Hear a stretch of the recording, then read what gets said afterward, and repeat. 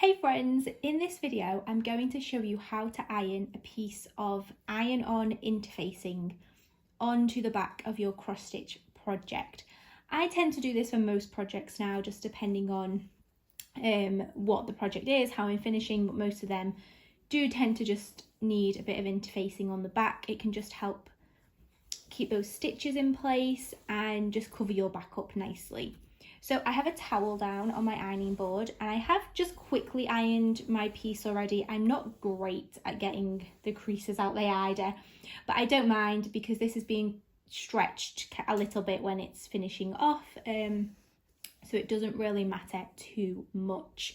If you can hear my iron clicking in the background, very sorry about that. So I've laid it face down on the towel, right side down, and my interfacing is pretty much the same size. Like, I'm not exact with the sizing because my edges will be finished off on this project. So this is my Hello Autumn project. This is a stitch along I'm currently running. Well, it's just about wrapped up. And the way we're finishing it, I don't mind my edges being super neat. I just want this back part to be nice and covered and just give that extra bit of security, really. Before you dive in, actually, like, can you see here I have a little bit of thread hanging here? You might want to snip these bits off. I'm not gonna go and get scissors right now because I did not bring any in the kitchen with me, and I'm in my kitchen right now.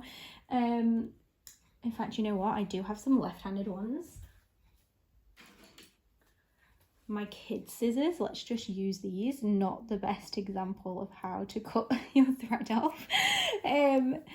But I thought I'd gone through, but you just go through and make sure there's no like hanging threads over, because they might show through on your other side, on the right side.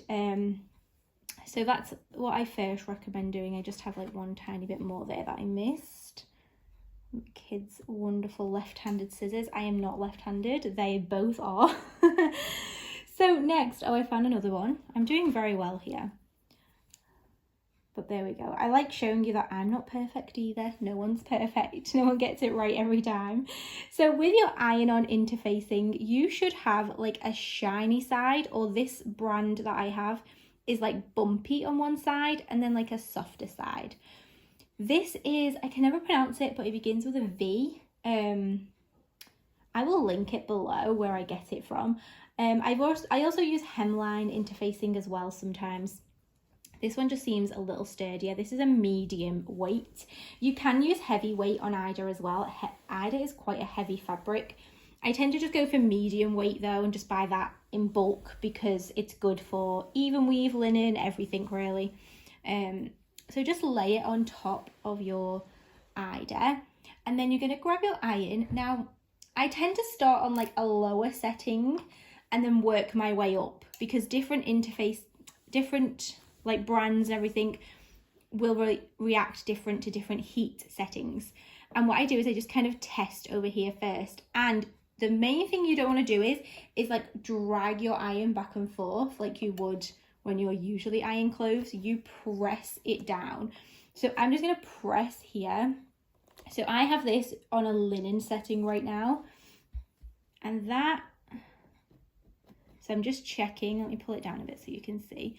I'm just checking here, and like that has stuck it pretty well actually. I'm going to turn it up a tiny bit to cotton just to get it into the cotton setting a little bit, and I'm just going to start pressing down with my iron. Now, the thing with backing Aida or any cross-stitch project really with interfacing is that it won't stick properly over your stitches because obviously you have raised parts and then not so raised parts. Unless your whole design is flat from the stitches, it will stick better. But if you have a design like this where there's gaps in between your stitching, it just doesn't press as well to the back. So I like to just concentrate more on the edges and making sure they're stuck down, and that will make sure that these back ones stay secure as well. Then I do obviously go over the stitches at the back as well, but like I said, you'll notice when you're doing this that it just doesn't seem like it's sticking too well on this middle part or on your over your stitches. Now I will say with this brand that I use, it begins with a V. I wish I could remember what it's called. I have like a massive bolt of this, so I don't have like the packaging anymore. Once this is stuck, it does not come off. Like once it's really got in there, it will not come off. You can peel the edges off a little bit, but that's about it. I made a mistake once and tried to peel it off and it did not come off at all. Now other brands, Hemline, I have been able to peel that off before. So you just want to really make sure that you're completely done with your project before you back it with this.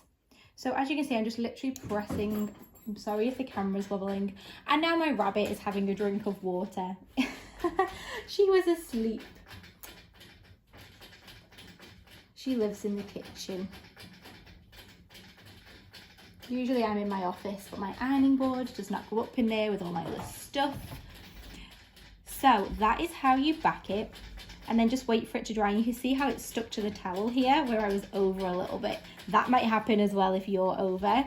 I just put my hand under it just to air it out a bit. If it's hot, just double check, just check at the corners. Like you'll see in the corners, like that is stuck. I would be able to peel this corner off if I really got my nail under there.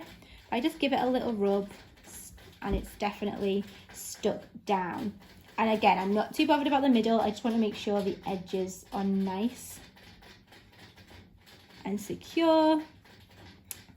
And that's it. That is how you back with interfacing, and then your project's just got that little bit of extra secure on it, like nice and secure, nice and just gives it a bit more stiffness.